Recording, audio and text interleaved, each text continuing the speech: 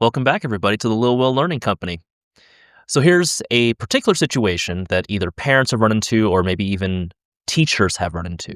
You have a student who can read, and what I mean by that is they can decode clearly, but they have no comprehension of what it is they're reading. Very frustrating.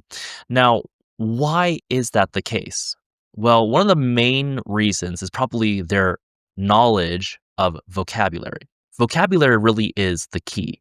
The more words a student understands, well, that makes it easier for them to understand what it is they're reading.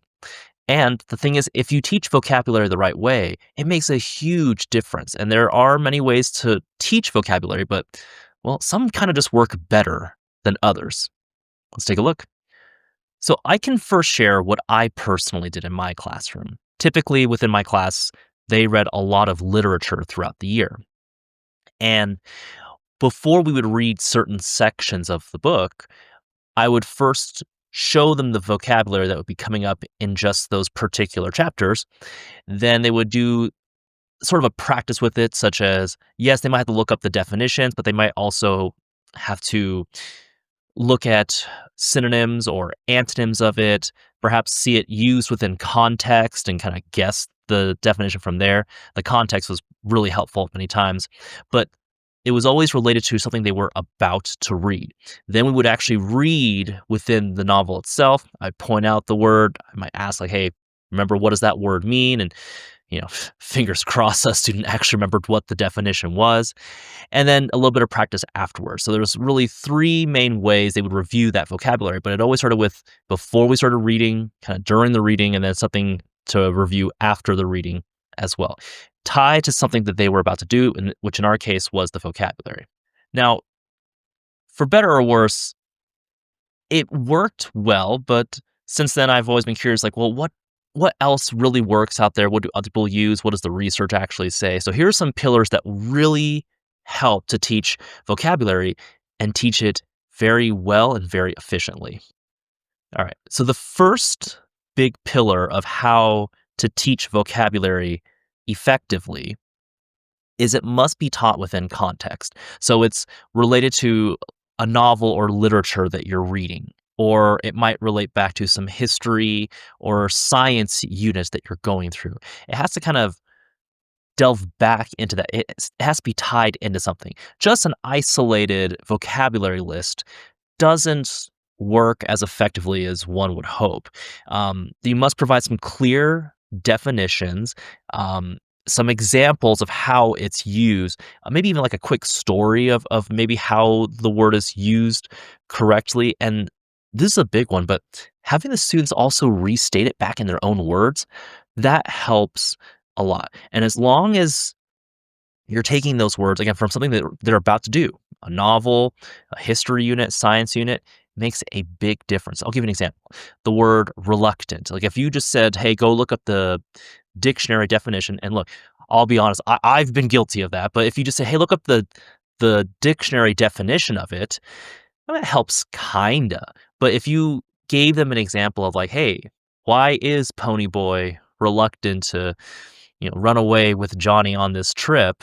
And they might say all the reasons why he doesn't want to do that, and then they kind of come to their own definition of, oh, that's what reluctance means. Like they're not exactly eager to be doing this, and for all these reasons why they're worried and whatnot.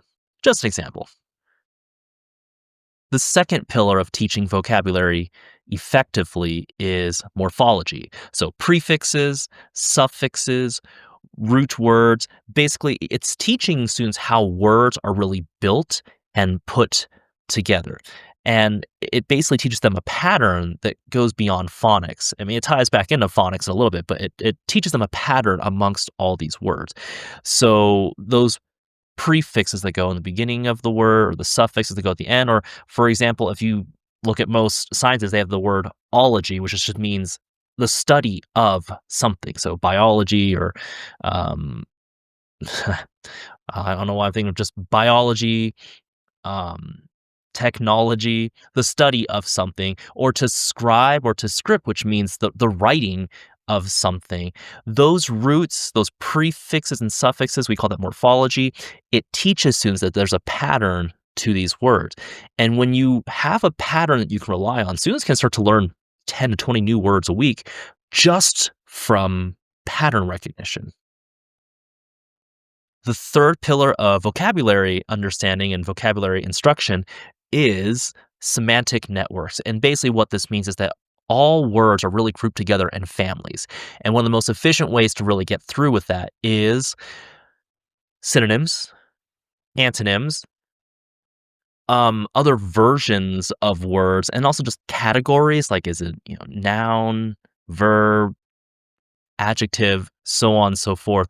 You start to see that these words all start to connect together. Um, if you were to take the word anger and you'd say like annoyed, furious, those are synonyms. You can list antonyms, which is calm, pleasant. But then also you can look at other versions of the word. So anger, angry, angered, and you realize it's not just one isolated word, that there's all these words that kind of fit in together to help. Another one would be to inspect. Well, if you looked at other versions of inspect, inspector, inspection. So finding other versions of those words help to see that there's a big picture to how all these words connect, and that does allow the students to bring in their prior knowledge as well. One more thing about that third pillar, it really helps a lot with their reading and their writing as well when they start to see that these words are really grouped together in many, many different ways. So the last pillar, the fourth one, is just rich oral language. The more things they read, the more things they hear and listen to, the more they're exposed to. So there is a level of exposure, but hopefully the right kind of exposure for texts or stories or plays that have a lot of rich language to it. So like I taught Shakespeare as an after school program when I was a teacher. And there were a lot of words that I would have to explain over a whole year just within one play. But you combine that with the fact that they're hearing it all the time, not from just me saying it, but then they would say it in the play and say it to the audience. And we had to explain it like many, many times. And they may not have ever been exposed to that vocabulary and language without that experience, but you don't have to put on a full production of a play every year to do things like this. Read high quality literature, listen to really good audiobooks if need be, and it just exposes them to new vocabulary. And the truth is that kids they'll rise to the level of the language that they're surrounded by. So if they're constantly surrounded by like high quality, rich oral language and good literature, they're going to rise to that level. So if you're a parent or a teacher, what can you do with this? Well, while there's many things you can do, here's a simple, just really effective 5-minute routine that you can do with the student. So one, just pick one word from that day's reading or topic or whatever it is you have on the schedule, just one word. And from there, show it in context. Show how it's being used to give them a better sense of the definition of the word or the meaning of the word. Do a quick morphology breakdown, like, hey, here are basically synonyms, antonyms of it. Here are other versions of it. Here's how it ties into other words you already know. And then lastly, just ask them like, well, how would you use this word? What's your definition from here? Try to have them put it into their own words, or basically they have to find a way to use the word now. If they can use the word, that becomes much more powerful. And again, it's simple, it's effective, and it's consistent. You can do that consistently over and over without too much of a time investment. One other important detail, and this is really so that if you're a parent or a teacher, you don't beat yourself up too much. But the thing is this, you will not be able to teach every single word. Vocabulary is basically infinite. Now, that's where the fourth pillar helps, is to get them constantly exposed to more. But to teach it truly, like explicitly, you can't. But if you do proper vocabulary instruction, you can greatly increase the amount of vocabulary that they have at hand. And so just go with that. They're not going to memorize thousands. That's okay.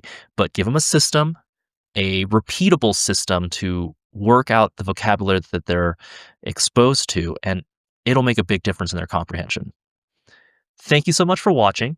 Please like and subscribe. And if you are looking for someone to help with your child with all of this, at the Lowell Learning Company, we offer reading guidance, mentorship, and we follow these 4 pillars of reading as well. Come check us out. Thank you once again.